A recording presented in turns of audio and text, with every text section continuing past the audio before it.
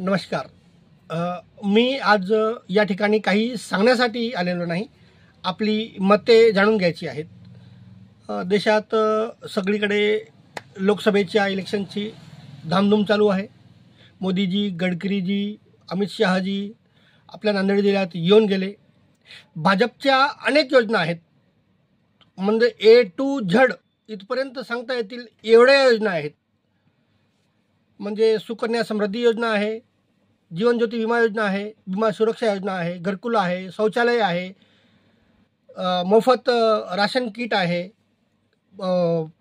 सणाला दिले जाणारी किट आहे, अल्पसंख्याकांच्या योजना आहेत.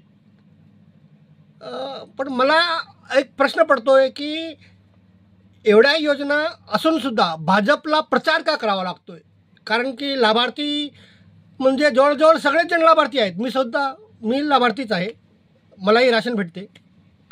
तर एवढ्या योजना असून प्रचार का करावा लागतो? म्हणजे प्रचार करावा लागू नये. खरं तर देशाचे पंतप्रधान ह्यांना वेळच नाही, म्हणजे देशासाठी काम करण्यासाठी वेळ दिला पाहिजे.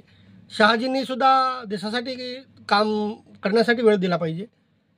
गडकरीजींनाही खूप कामे आहेत, त्यांनी तर म्हणतात मी प्रचार करणार नाही. चला, स्वतःचा केला नसेल तरी इतरांचा तरी ते करतातच आहेत. असो, मी भाजपचाच कार्यकर्ता आहे, मी पत्रकारिता करतो, पण कुठेतरी माझं वैयक्तिक मत हे भाजपलाच आहे. पण हा प्रश्न आहे, हा अनुत्तरित राहील. तुमच्याकडून अपेक्षा आहे, तुम्ही सांगावं. जास्ती करून काँग्रेसपेक्षा भाजपच्या लोकांनी सांगावं की भाजपला प्रचार का करावा लागतोय.